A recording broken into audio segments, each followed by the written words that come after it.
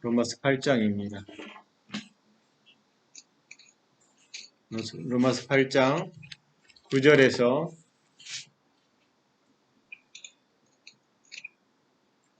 17절까지 말씀을 한번 읽어보겠습니다.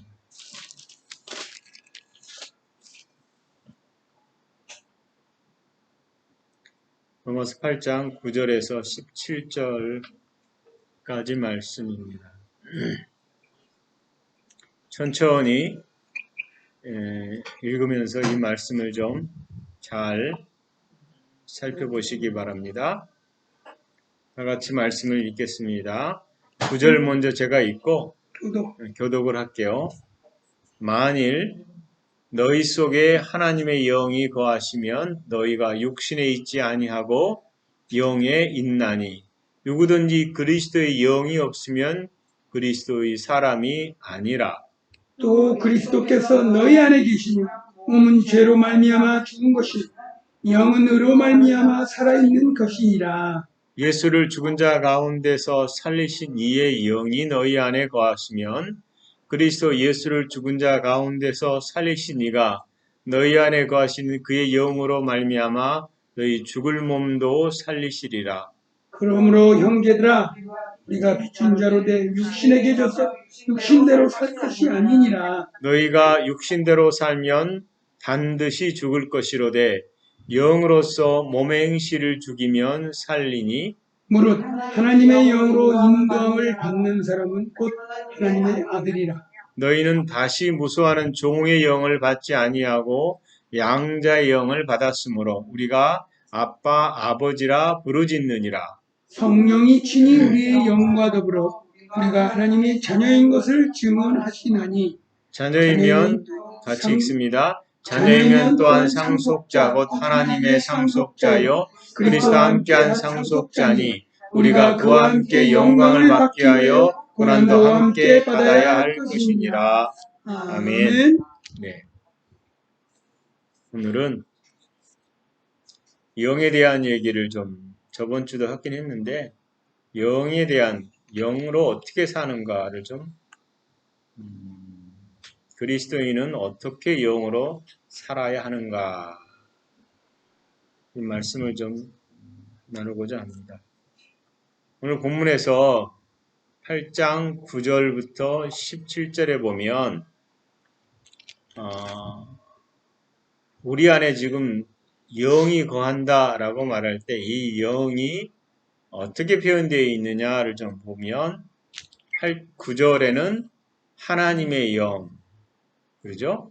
하나님의 영, 그 다음에 하나님의 영이 우리 안에 거하시면 우리가 어디에 있어요? 육신에 있지 아니하고 영에 있다. 그 다음에 그리스도의 영, 하나님의 영, 그리스도의 영이 없으면 그리스도의 사람이 아니라 이렇게 얘기합니다.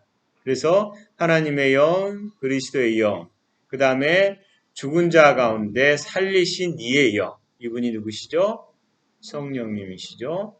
그 다음에 그의 영, 하나님의 영, 양자의 영, 그리고 성령님 이렇게 나옵니다.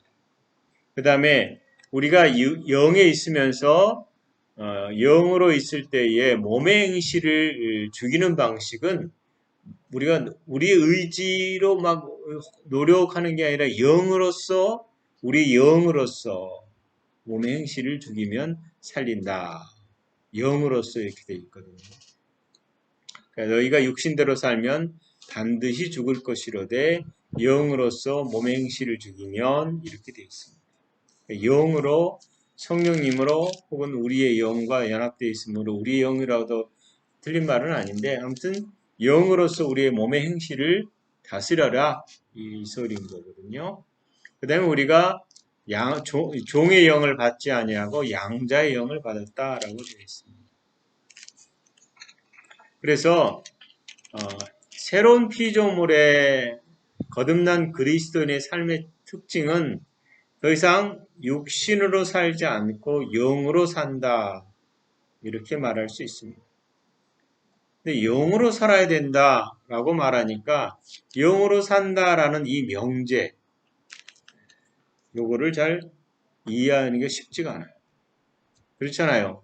우리가 왜 영으로 산다고 어렵냐면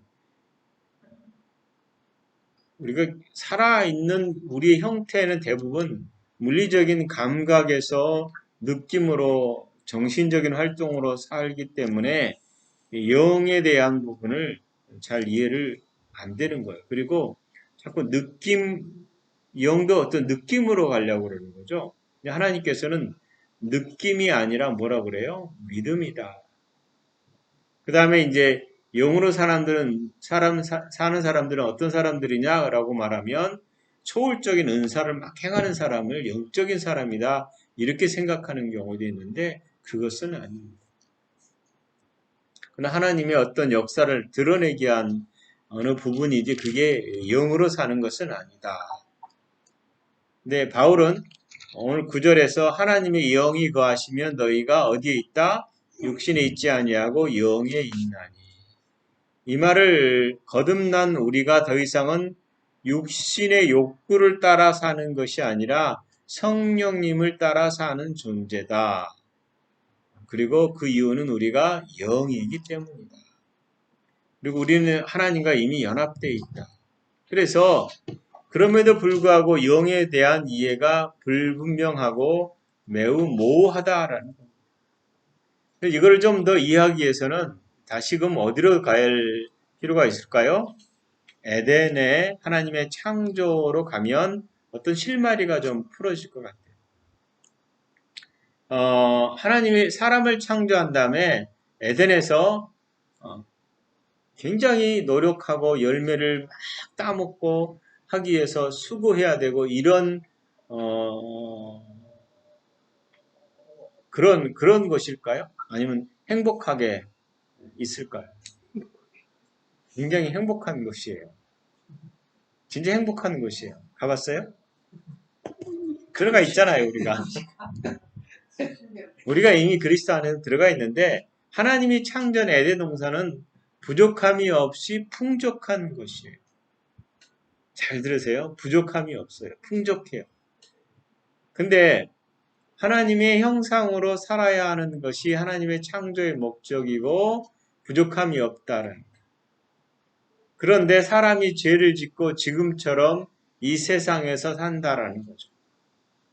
여러분 어느 시대에든 사람들이 추구하는 게 뭐냐면 보다 나은 세상을 추구해요. 저희 어렸을 때 교과서 보면 교과서에 그 미래를 향한 그림들이 있어요. 고속도로도 보이고 희한한 것들이 그림 그리는데 그게 좀 다 이루어졌어요. 그래서 우리가 새벽정에 울렸네 노래 부르던 그 시대하고 지금하고 굉장히 차이가 있는데 여러분 행복해요? 그럼에도 불구하고 행복하냐? 여전히 정치는 저 하류 수준이고 계속해서 집 문제니 무슨 문제니 일어나고 있잖아요. 그러니까 환경, 기술, 지식이 발달하지만 세상은 여전히 행복하지 않아서 행복을 추구해요. 불로장생을 꿈꾸지만 전염병 하나가 딱 생기니까 어떻게 돼? 난리가 나죠. 전쟁은 여전히 일어나고 있고 또 지역 분쟁도 여전히. 여러분 전쟁이 일어나니까 얼마나 끔찍해요. 사람들 죽이는 게 아주 쉽게 죽이죠. 인류의 번영을 꿈꾸지만 이게 공동 목표라고 말하지만 사람들은 치열한 경쟁을 하고 살아요. 그래서 사람들이 하나님 말씀으로 영원한 생명을 추구하기보다 온갖 죄악으로 물든 육체의 욕망을 추구하고 육체로 산다라는 겁니다. 그러면 우리가 이제 이런 생각을 많이 해요. 죽어서 천국 가면 되겠지. 근데 하나님은 오늘 영원한 생명을 내 아들이 이룬 그 나라에서 누려라 라고 말합니다. 창세기 1장 26절은 우리가 잘 아는 말씀이에요. 우리의 형상을 따라 우리의 모양대로 사람을 만들고 그들로 바다의 물고기 하늘의 새 가축 온 땅과 땅에 기는 모든 것을 다스리게 하자라고 하셨어요. 자, 하나님이 사람을 우리의 형상을 따라 그리고 이 목적을 따라서 사람을 지으셨다라는 거예요. 그러니까 사람의 지음의 목적이 뭐예요? 하나님의 형상을 따라서 지음받고 그분의 명령을 따라서 다스림이 있는 왕노릇하는 거죠. 그 다음에 그리고 나서 사람을 지을 때에 우리가 아는 창세기 2장 7절에 요 하나님의 땅에 흙으로 사람을 지으시고 생기를 그 코에 불어넣으시니 사람이 생명이 된지라 라고 되어 있습니다. 그래서 자 하나님의 형상을 따라 즉 하나님의 그림자예요. 이렇게 하나님과 거의 흡사하게 지으셨어요. 그 다음에 하나님처럼 말할 수 있는 존재. 하나님은 아니에요. 그림자라고 분명히 제가 얘기했잖아요. 하나님을 떠나면 어떻게 돼요? 그림자는 떠날 수가 없어요, 원래요. 그러잖아요. 이제 본체가 사라져야 되는 거예요. 본체가 사라져야 뭐예요? 그림자도 사라져요. 근데 하나님의 형상을 잃어버렸다 그러면 인간 안에 있던 하나님의 본체가 사라집니다.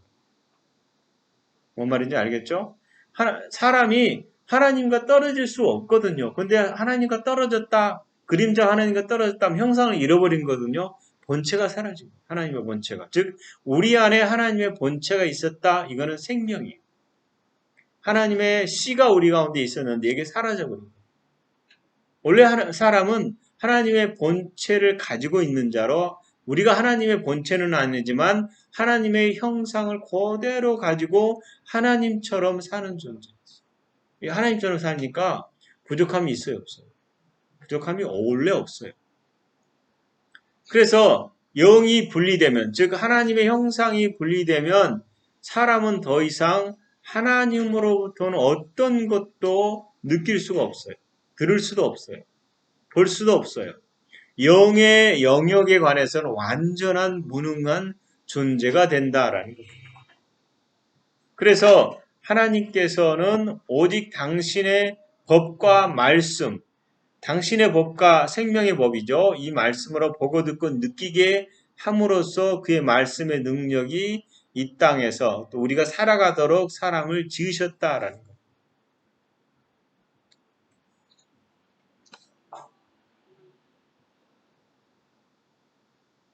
그래서 아까 얘기한 대로 하나님과 결별되고 나면 인간은 하나님 뜻을 알 수가 없어요. 하나님 뜻을 알 수 있는 유일한 방식은 당신이 오셔야 돼요. 근데 하나님이 구약에서 말씀을 주심으로, 즉 구약의 성경을 통해서 하나님의 어떠하심을 계시하셨어요. 인간은 처음부터 하나님 말씀으로만 살아가도록 창조하셨다라는 겁니다. 우리가 아는 것 같이 사람은 영과 혼과 육으로 이루어졌어요. 영은 하나님과 연합되어 있고 육체는 마음을 담는 그릇이에요. 그 다음에 마음은 생각을 담는 그릇이에요. 자 보세요. 영이 있는데 마음은 생각을 담아서 영의 생각을 담아서 사는 존재. 그리고 육체는 마음을 담아요. 즉 이 영혼이 떠나면 육체는 시체예요. 그죠? 사람이 진짜 희한한 게 멀쩡해 보이는데 생명이 떠나고 나면 그냥 똑같이 있는데 움직이지 않아요. 아무리 뺨을 때리고 뭘 해도 반응이 없어요. 왜요? 죽어 있습니다. 그래서 사람을 하나님이 지으실 때 바디를 만들었어도 거기에 생기가 들어가지 않으면 살아있는 존재가 아니에요. 생명이 들어가야 살아있는 존재가 돼요. 하나님의 생명이 없을 때 마음은 역시 아무것도 느낄 수 없어요. 그리고 볼 수도 없어요. 들을 수도 없어요. 마음이라는 게.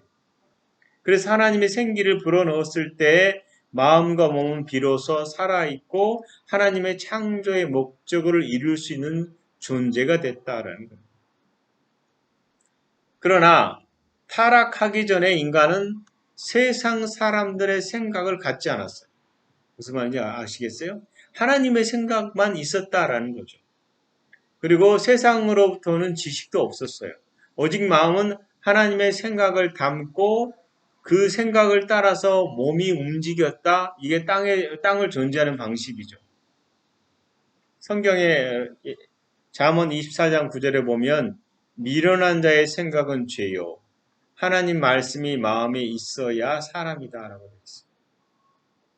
이 말씀은 지금 모든 사람 마음에 말씀이 없다. 그 다음에 사람의 생각이 죄다라는 겁니다. 그러니까 죄라는 게 다른 것이 아니라 하나님 말씀을 듣지 않을 뿐만 아니라 들을 수도 없는 상태를 죄라고 볼 수 있죠. 제가 좋아하는 것은 살인, 음욕, 탐욕, 시기, 질투, 이 더러운 생각들이에요. 이것은 하나님의 창조 목적에 벗어난 현재 사람들의 삶입니다. 그래서 이 세상 사람들에게는 죄로 인해서 일어난 모든 악한 것들을 가지고 사는 거예요. 그래서 이 생각으로는 하나님을 믿을 수도 없고 제대로 볼 수도 없다라는 겁니다. 자기 육체와 자기의 생각을 넘어서 그 이상을 볼 수 있는 사람은 이 세상에 없습니다. 하지만 잃어버린 하나님의 말씀이 우리 마음에 들어오게 되면 생각의 한계를 넘어서 내세우는 하나님의 뜻을 온전히 알 수 있다는 겁니다. 몸은 세상에 있지만 말씀이 가득한 마음은 이 세상을 벗어나서 하늘의 지식이 가득하기 때문에 하나님의 뜻을 따라 살 수 있다는 거죠. 보세요. 선악을 알게 하는 나무의 실과는 먹지 말라. 내가 먹는 날에 정령 죽으리라. 이렇게 말씀하셨어요. 하나님께서 이 말씀을 주셨을 때 우리는 먹지 않으면 되겠지라는 행위를 생각해요. 그런데 성경은 말하는 게 선악의 열매를 먹느냐 먹지 않느냐의 행위의 문제가 아니라 말씀을 지키느냐 지키지 않느냐. 그래서 말씀을 지키지 않았으니까 먹는 거잖아요. 그러니까 선악의 열매가 문제가 아니라 그것을 지키느냐 안 지키느냐예요. 그런데 하나님의 말씀을 버리고 뱀이 유혹하는 소리를 듣고 거기에 관심을 가졌을 때에 선악의 열매는 지혜와 생명의 열매로 보인 거예요. 왜냐하면 뱀이 여자에게 이르되 너희가 결코 죽지 아니하리라. 너희가 그것을 먹는 날에는 너희 눈이 밝아져서 하나님과 같이 되어 선악을 알 줄을 하나님이 아심이라. 먹음직하고 보암직하고 지혜로울 만하다. 즉 뱀의 소리는 하나님 말씀과 다른 생각을 하와에게 해준 거예요. 그 말씀을 따라서 보니까 정말 그런 것 같아요. 그래서 하나님 말씀과 반대의 말을 하거든요. 그걸 먹더라도 죽지 않을 거야. 오히려 하나님같이 될 거야. 보암직하고 먹음직해. 즉 하나님 말씀을 따라 본 것이 아니라 사단의 말을 따라 본 거죠. 그리고 이 세상은 파멸로 오는 것입니다. 그래서 여자가 그 나무를 본즉 먹음직하고 보암직하고 지혜로울 만할 만큼 탐스럽기도 한 나무인지라. 여자가 그 실과를 먹고 자기와 함께한 남편도 주며 그도 먹은지라. 이에 그들이 눈이 밝아져 자기들의 몸이 벗은 줄 알고 무화과 나무 잎을 엮어 치마를 하였더라. 즉 보세요. 하나님 말씀이 하지 말라. 사단이 해라. 요 두 말씀 중에 요쪽을 가지고 보니까 그게 그렇게 보이는 거예요. 즉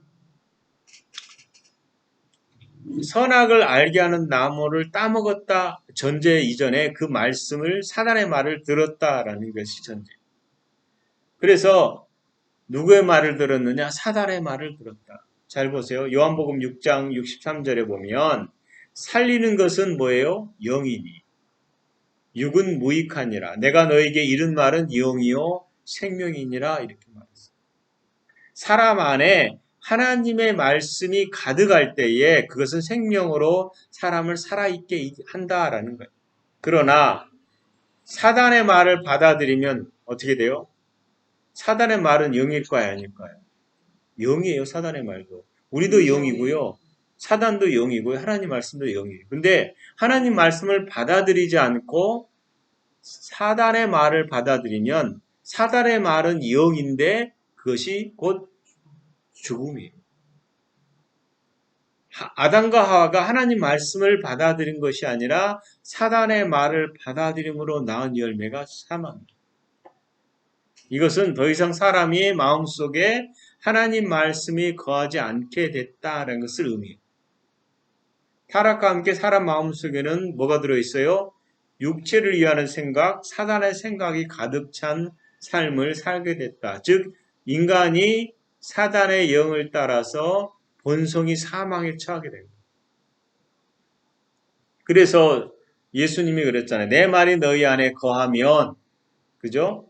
참 제자가 되고, 그다음 내 말이 너희 안에 거하면 무엇이든지 원하는 대로. 즉 마음에 원래 담아야 될 게 뭐냐? 하나님 말씀이 가득, 이게 생명이라는 거예요.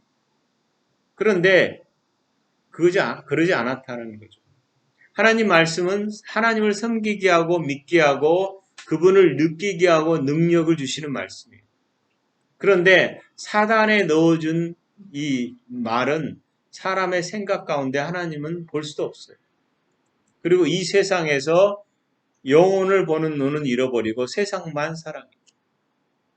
그래서 뱀이 인간에게 넣어준 사람의 생각. 여러분 사람의 생각들이 얼마나 악한지 우리가 늘 보잖아요. 우리 자신에서도 경험하잖아요. 창세기 3장에서 아담과 하와가 하나님의 말씀을 버리고 사단의 말을 선택함으로 인해서 더 이상 하나님을 볼 수가 없고 육체만으로 사람을 보고 생각하는 존재로 가버린 거예요. 즉 하나님의 본체인 본성을 잃어버린 거죠. 말씀을 잃어버렸기 때문에. 그래서 인간은 어떻게 돼요? 육체가 하나님의 자리에 앉게 되는 거예요. 육체를 따라서 육신적인 그리스도인이 되어버리는 거예요. 그러니까 육신적인 사람이 되는 거죠. 그래서 오직 감각을 따라서 무엇을 먹을까, 무엇을 마실까, 배가 요구하는 대로, 배가 신이 되고. 우리가 에덴에 쫓겨난 이유는 뭐냐? 말씀을 버렸기 때문에. 그리고 사단의 말이 인간의 생각의 근원이 되었다라는 거예요. 우리 본성이 사망이다. 사단의 본성이다라는 거죠. 이 말은 뭐예요? 우리가 에덴으로 돌아갈 수 있는 유일한 방법은 다시금 말씀이 우리 가운데 들어와야 돼요. 그렇지 않겠어요? 생명나무는 생명을 줍니다. 그죠? 생명나무는 생명을 주게 돼 있어요. 근데 하나님께서 못 먹게 하고 이 땅에 보냈잖아요. 하나님께서 여자의 후손을 약속하시고 다시금 여자의 후손이 말씀이 우리 가운데 오셨어요. 그분이 예수 그리스도예요. 요한복음 1장에 태초에 말씀이 계시니라 이 말씀이 하나님과 함께 계셨으니 이 말씀은 곧 하나님이시라. 그리고 그가 태초에 하나님과 함께 계셨고 만물이 그로 말미암아 지은 바 되었나니 지은 것이 하나도 그가 없이는 된 것이 없느니라 이렇게 되어 있습니다. 14절에 보면 말씀이 육신이 되어 우리 가운데 거하시며 우리가 그의 영광을 보니 아버지의 독생자의 영광의 은혜의 진리가 충만하더라. 하나님께서 우리 가운데 다시금 말씀을 보내셨다라는 겁니다. 에덴에 있을 때 말씀이 판단의 기준이었다. 그러므로 사람의 마음속에 말씀이 있을 때에 우리가 에덴에서 다시 살 수 있게 된다라는 거예요. 분명히 성경은 벌거벗었으나 부끄러워하지 않았고 부족함이 전혀 없었던 상태. 그리고 두 사람의 눈에는 하나님만 보였다라는 겁니다. 하나님의 은혜가 가득했다. 그래서 에덴에는 지금처럼 병원이나 학교나 직장이나 돈 없이도 살 수 없고 살 수 있고 죽음도 없었다. 근데 지금은 우리가 뭐예요? 부족해요. 뭘 해도 늘 부족해요. 에덴에 있을 때는 생명과 하나님의 성령의 법이 사람의 마음을 지배했다. 근데 성경은 지금 우리를 거듭나서 아들의 나라로 옮겨졌다라고 얘기하는 것입니다. 만일 너희 속에 하나님의 영이 거하시면 너희가 어디에 있어요? 육신에 있지 않고 영에 있다. 즉 우리는 이미 육신에 있지 않아요. 영에 있어요.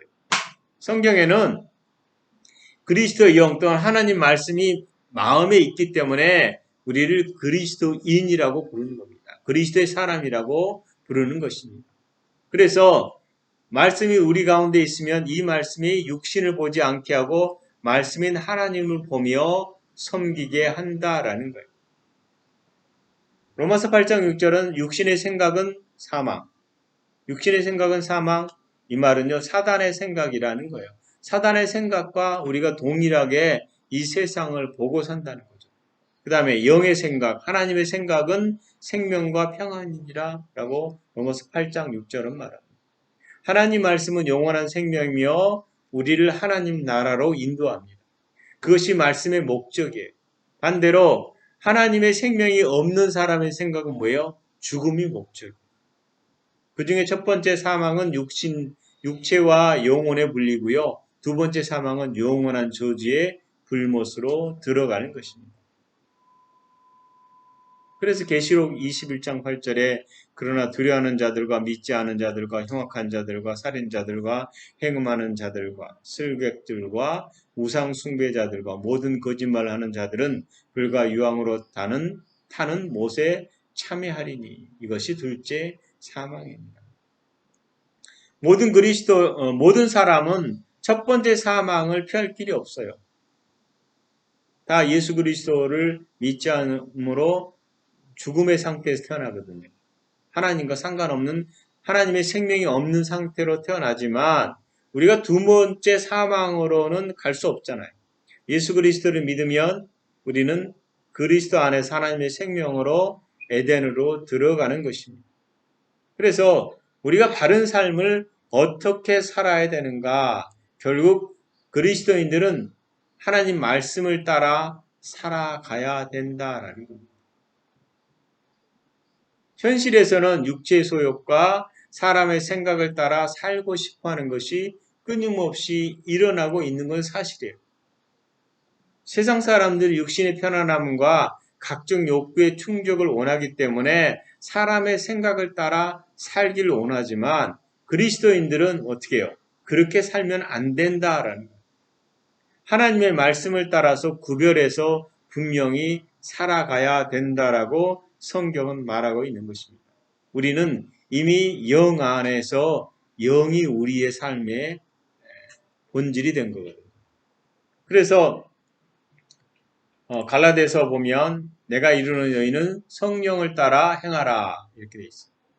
그리하면 육체의 욕심을 이루지 아니하리라. 육체의 소욕은 성령을 거스리고 성령의 소욕은 육체를 거스리나니 이 둘이 서로 대적함이라. 너희가 원하는 것을 하지 못하게 하려 함이니라. 너희가 만일 성령의 인도하시는 바가 되면 율법 아래 있지 아니하고 육체의 일은 현저하니 이렇게 돼 있거든요. 육체의 일은 현저한 거는 제가 굳이 얘기할 필요가 없어요. 그러나 우리는 정과 욕심을 어디에 십자가에 못 박았다라고 했어요. 그래서 사람의 삶이라는 것은 하나님 말씀을 따라 살든지 육체의 소욕을 따라 살든지 사람의 생각을 따라 살든지 둘 중 하나예요. 하나를 선택하게 돼 있어요. 그리스도인들은 성령님을 따라서 말씀이 우리 가운데 있어야 된다라는 겁니다. 그게 영으로 사는 거예요.